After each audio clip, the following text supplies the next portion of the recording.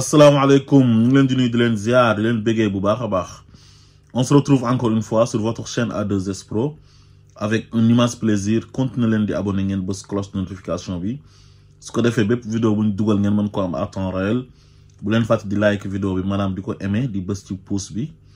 dafay tax vidéo bi sori ba ku nekk mën see jot bu leen fàtte di ko partager waaye tamit di ko commenter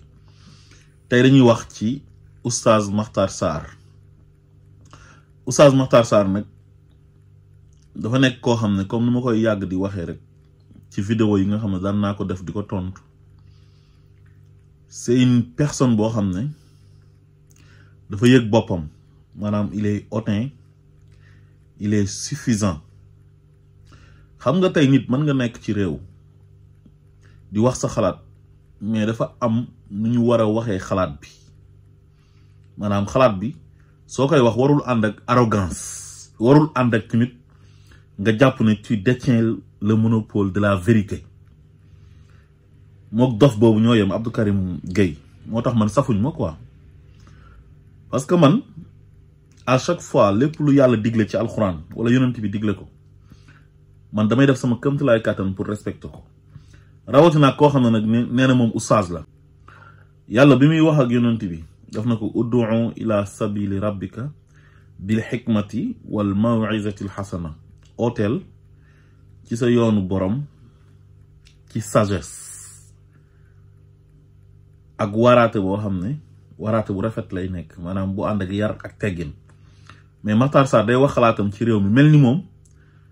li muy wax loolu mooy dëgg te loolu moo war a am di ko wax ci benn ton bu ñàkk teggin bu ñàkk yar bu hautain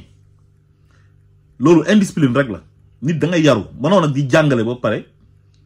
xamadi moom ko xamadi la dafa réew suy wax ak manière mi ba pare day gëddee wax ji du neex wax ju neex sarax la man defe naa ne jàngalekat kenn gënu ko war a mën a yaru ñu déglu ko li mu wax ci mbiru suñu pétrole bu ñuy exploité ak mbiru subvention yi mu dégg nit ñi di ko wax te comprendre ci dara tous xamu ko ci génn rek di wax ak xale yi nga xam ne Macky Sall daf leen a jàppoon emprisonné leen arbitrairement gaañ leen toroxal leen ñu leen di indemniser mu koy kaas dem ba naan man sama wàll baaluma ko képp koo xam ne jox nañ la ko nañ ko déglu dellu siwaat exploité pétrole bi Sénégalais yi ci gis seen bopp man ma toogoon gëm ko ndeysaan naan alhamdulilah yàlla nañ ko fekk l'an 2022 l'an 2022 ndeysaan ma ne xëy na yëngu-yëngu yee tax mais bañ ne nguur daanu na nguur gu bees ñëw na léegi gannaaw nguur gu bees lan moo xew mooy ñu ne dañoo bëgg a yokku carburant te ñu ne ñu ngi exploité chaque jour nangami bëri lu pétrole. moom carburant war woon nekk suñu problème. man jaaxle naa de non maanaam li ñu wax ne moom la ñuy génnee ci pétrole chaque jour. ak milliards yi ñu wax ne moom la ñuy jaay chaque jour. anamu. Sénégal guñ ne lépp gaz la ak pétrole léegi toog ba tey ñu naan ñoo dañuy war a génnee subvention bi ci carburant bi non cat jàpp nañu war nañu uti ñaan. non cat la li cat la Sénégal 2024 ñuy wax 2025 Sénégal ñuy wax waxu dindi subvention ñu naan non boo sàgganul carburant dana yokku courant dana yokk Sénégal guñ ne am na pétrole bu doy gaz bu doy anamu wala xëy na waa ji lim ne alalu jinne la xëy na pétrole alalu jinne la jinne yi koy jël waaye day wax dëgg fa yàlla 2025 dama doon séenu ñu ne ma litre carburant essence 500 francs lay jar Sénégal man loolu laa doon xaar facture bi ñu ne ñu boo dugalee 2500 mu yóbbu la un mois man loolu laa doon xaar waaye waxu dindi subvention il faut ñu dindi ko d'accord il faut ñu dindi ko bu ñu ko dindee ñun bi ñu am ñun. lu mu ñuy jëriñ wala ñun bi ñu am baaxul. milliards yi ñu génne nii jox ko ñi ñu tëjoon ci kaso yëfu cuune gënu ko rëy man maa ko. yëfu cuune la de wax naa leen fii laa ko waxee woon maa ngi koy waxaat. wax naa ko ci ndénkaane maa ngi koy waxaat ci alwasaaya. d'accord naa ki nga xam ne dafa feebar. dañoo dagg tànkam. dafa am problème médical dafa war a def opération. kooku lu urgent la nguur gi war a génne xaalis pour ñu faj ko. mais Makhtar Sarr bu doon manifester sànni xeer wala taal pono ñu jàpp ko yóbbu Rebeuss tëj. pour avancement wu réewam. léegi génnee nañ ko moom Makhtar Sarr gannaaw loolu léegi réew mi ngi toll ci jafe-jafe bor yuñ mënagul a fay ñu ne Makhtar Sarr yow kaay gannaaw tëjoon nañ la rek léegi nañ la jox benn 500000 francs tooñ la maa ngi koy waxaat de nee naa baaluma képp kuñ jox 500000 francs ne dañ la tëjoon ñu ne dañ la koy jox ndàmpaay sama xaalis mi ngi ci baaluma kuñ ko jox. léegi ñu àndandoor dégluwaat Makhtar Sarr ginnaaw bu ñu waxee toj-tojam yi ba pare nga xam ne li mu doon wax xamu ci tus mu ñëwaat nag xam ne def na toj-toj xam naa ay nit expliqué ko au lieu que mu wane ne dafa juum mais comme nit ku rëy la mu ñëw di wane ne moom li mu doon wax xam na ko ba pare di rectifier walla li mu doon wax démb mais ba tey nanguwul ne dafa daanu xam nga lii nit ku rëy rek mooy mel nii ñu déglu ko ñëwaat. ci mbirum subvention yu ñuy dindi léegi ñu ne dama amul information yi ci xawma ne gouvernement bi fi nekkoon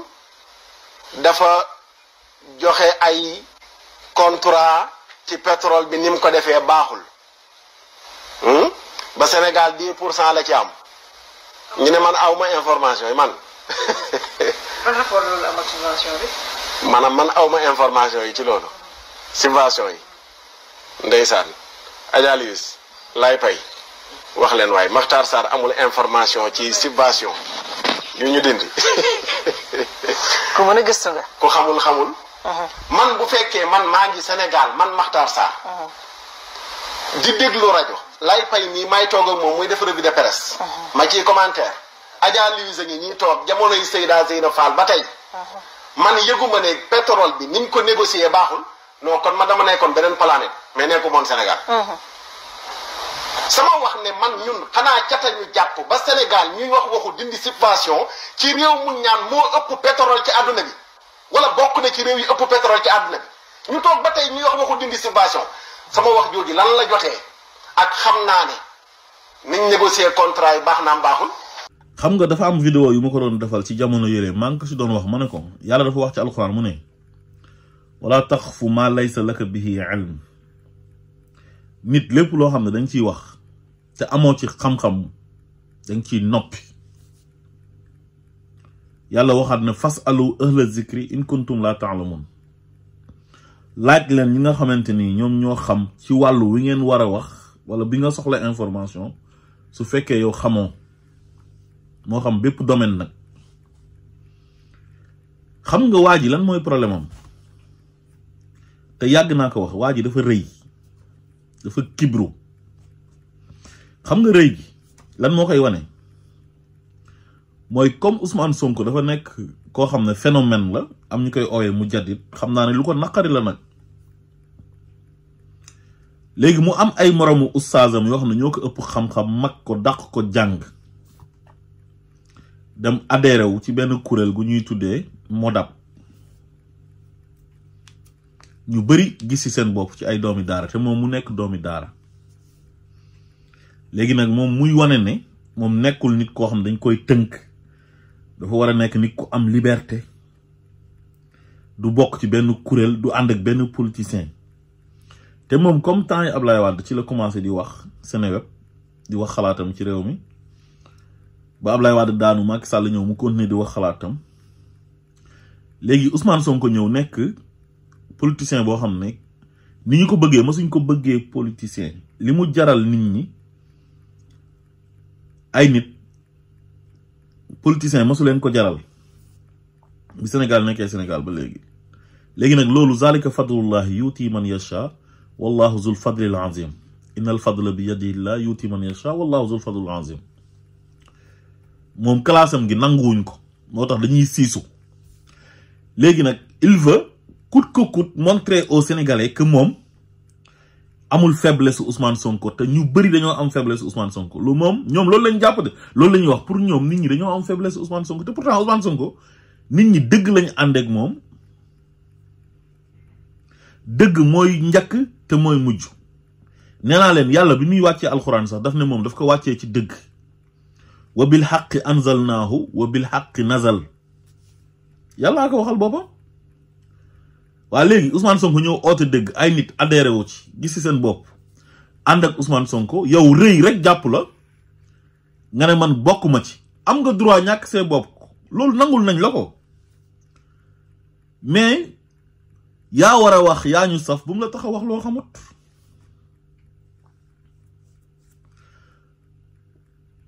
moom c'est ça qu'il est en train de faire quoi mooy li Ndiaga Mbaye woyoon yaa war a wax yaa ñu saf bu mu la tax a wax loo xamut moom dafa bëgg ne comme posture bu mu amoon temps yi Abdoulaye Wade di wax xalaatam jàpp na li muy wax mooy dëgg te loolu moom moo war a am def ko ci Macky Sall jàpp na ne kut ko kut ci temps yi Diomaye ak Ousmane Sonko daf ko war a def moom warul noppi maanaam warul leen may sax benn temps boo xam ne dafa war a toog noppi bu ko defee ñu ne ah Matar Sarr noppi na de rëy googu moo ko jàpp loolu moo ko sonal ak li mu gis moroomu doomi daaraam yi ànd ak Ousmane Sonko ñu ëpp ci ñoom ëpp ko xam-xam ak li mu gis ñi mu bokkal waa ànd sàmm jikko yi ñoom Oustaz Babacar Sylla di wax ci faveur Ousmane Sonko te di wax dëgg rek te yàlla tax loolu bokk na ci lu ko métti moom mu bëgg a démarqué wu wane ne moom faalewul Sonko mais Matar Sarr yow sa ñàkk faale Sonko ak faale Sonko kooku ndax day wàññi Ousmane Sonko dara wala da koy yokk yow nga ànd ak Ousmane Sonko ñàkk ànd ak Ousmane Sonko terewul Ousmane Sonko fa mu war a àgg incha allah daf fay àgg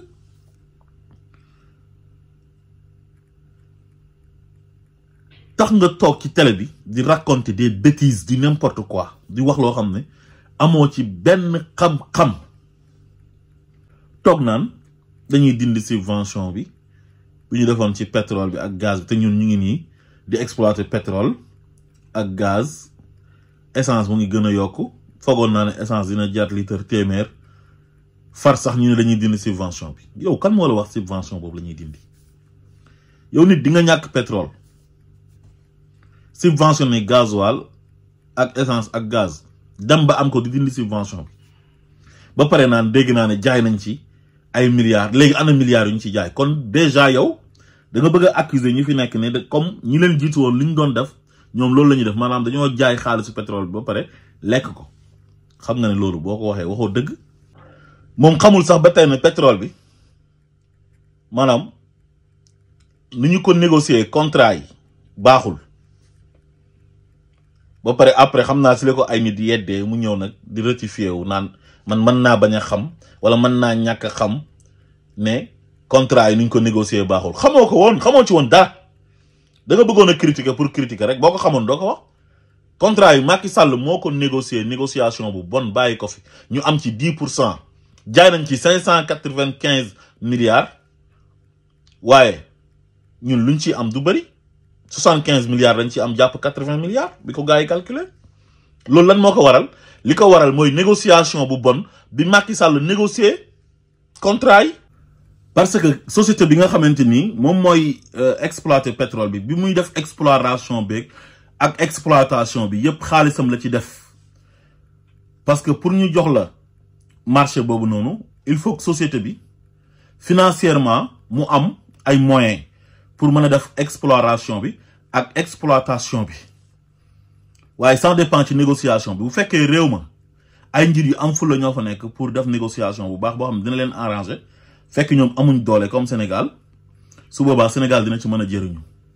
su fekkee réew mi xaw a am doole la moom mën na négocier contrat bi si négociation boo xam ne lam ciy def sax moom ci exploration bi ak exploitation bi mooy ëpp waaye ñun société bi nga xamante ni moom mooy Woodside nga xam ne moom mooy exploiter pétrole bi instant bi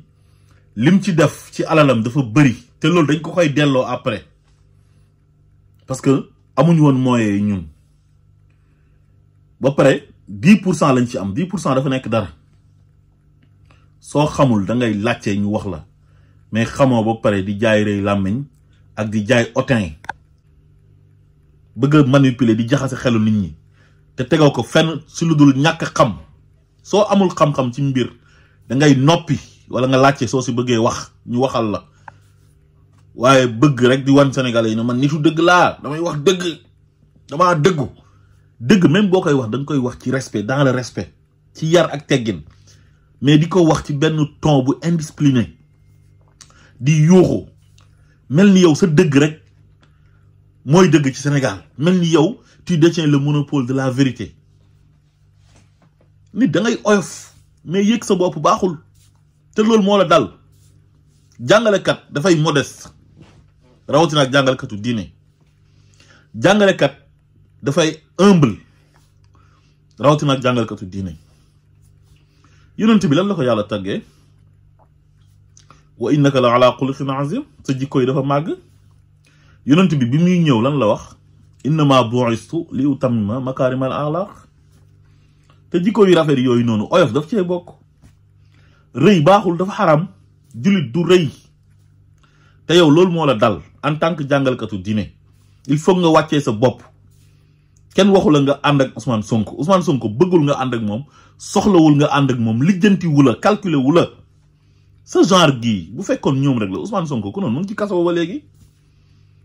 parce que da ngeen a jaloux ci li ko yàlla may d'accordu leen ci mu ñëwaat ci affaire indemnisation wu xale yi naan yaa ngi génn toj sànni xeer ñu tëj la ci kaso bi ba pare génnee la di la jox 500,000 man 500,000 yi sama alal ci la bokk baalu ma leen ko yow yaay kan yow bay baaleeg ñàkk baale nga baaleeg nga ñàkk baale terewul ñun seen àq la dañ leen koy jox par force te mënoo ci tus yow Matar Sarr yow yaay kan yow tu te prends pour qui nit da ngay xam sa bopp xamal sa bopp nga régler am yar fii ñu bëri ñu ngi ñàkk ànd ak Ousmane Sonko di wax seen xalaat ci yar ak teggin yow ay nit yoo xam ne njiitu réew mi leen waroon a aar koo xam ne il est censé les protéger moo leen jàpp ci lan ci sol t-shirt Ousmane Sonko ci lan ci takk bracelet Pastef ñu jàpp leen ci tëj leen ci kaso ay nit yu ñu jàpp ci lan ci sant Joola loolu ban dëkk la am ci àdduna bi budul ci dictature yi gën a mag ñu xam ne lii dictature moo fa am xëy na am na yu gën a ñaaw yu fay am mais Sénégal loolu waru faa am parce que du dictature du royaume waaye ñooñu bu ñu leen tooñee jàpp leen tëj leen ci kaso bi arbitrairement te liñ leen di toppee nekkul ci charte ndayu réew mi di constitution bi nekkul ci code pénal bi nekkul ci code de procédure pénale lu dul Macky Sall mu am ay procureur am ak ay juge am ñu ne dañuy acharné wu ci kaw Ousmane Sonko jàpp Ousmane Sonko di ko tuumaal ay nitam jiñ leen ay rebelle ay force spéciale ak ay kàcc yi kenn xamul te yow nga xam ci dara nga xam ne li loolu Macky Sall di jiñ waa Pastef yu mu jàpp tëj seen sympathisants yi ak seen partisans yi dara du ci dëgg waa kooku buñ ko tooñee tëj ko kaso ñi ñu torturer leen ñi ñu tardel leen yàqal leen seen liggéey ay weeri weer ñu perte ko ñi ñàkk seen liggéey amatuñ salaire am ñu jógee woon bitim réew seen titre de séjour yi jeex ci diggante bi mën nañoo dellu ñi ñàkk seen ay waajur ci biir kaso bi ñi seen say tas ñi seen ay doom mënatuñoo jàngi école parce que dañ leen doon fayal ñuy jàng école privée waa ñooñu bu ñu leen indemniser wul kan la ñuy indemniser yow bu ñu la tooñoon yow wala ñu tooñ sa rakk wala ñu tooñ sa mag wala sa jarbaat comme ni ñuy tooñee jarbaatu jàmbur yooyu ak magu jàmbur yooyu ak rakki jàmbur yi doo bëgg ñu dédommager leen parce que dañ leen a tooñ Ousmane Sonko ak Diomaye bu ñu ñëwee dañuy réparer injustice boobu tardel gu ñu leen tardel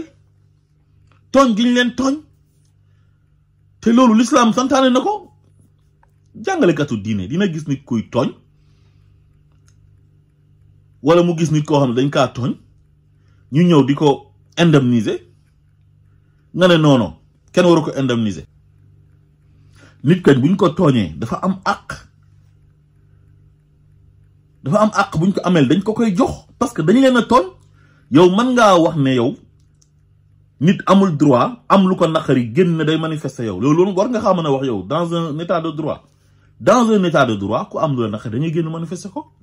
lu yëngu lu nekk la ko yëngal moo ko ëpp doole Macky Sall nit ñi dañoo génn ne dañuy manifester parce que moo def lu tax nit ñi ne dañuy manifester ba pare mu jël ay policiers ak ay gendarmes armé leen ak ay nervis ñuy rey nit ñi waa nit ki nag su fekkee dañ ko xañ àqam xañ ko droit yam mais day xeex ak yow jeunes yi doon manifester dañ doon xeex ak Macky Sall parce que Macky Sall dañ ko dénk réew mi baayam moomu ko ndeyam moomu ko mu ñuy jaay doole ne dina éliminer Ousmane Sonko mi ñu bëgg par force gars yi wàcc jàmmaarloog moom loolu fépp lay am day am France day am États-Unis dans tous les pays démocratiques ñiy toj di taal ak di def lépp te duñ leen wax na ay rebelle ngeen duñ leen wax na ay terroriste ngeen donte ñun rafetlu wuñ taal ak toj mais nit ku génn di manifester nga ne ko doo fi manifester bu dajalee ay xeer mais dala koy sànni boo jëloon muus dugal ko ci benn néeg ne ko doo génn néeg bi soo duggee dalay songu te xoolal muus nu mu dawee Macky Sall tooñkat la ku yàlla rëbb la nit ku bon la nit ku xaraam la képp kuy wax ci faveur am nekkoo nit ku baax yow ñu jël ay xale toroxal leen tooñ leen ñu indemniser leen nga toog di kaas naan lu tax ñu leen di indemniser yow yaay kan yow dañ leen di indemniser par force te doo ci man tous yow ak sa ay morom yow Makhtar Sarr man maa la ko wax man waaye yow doo may nit ñi jàmm yow yaay kan yow asalaamaaleykum wa rahmatullah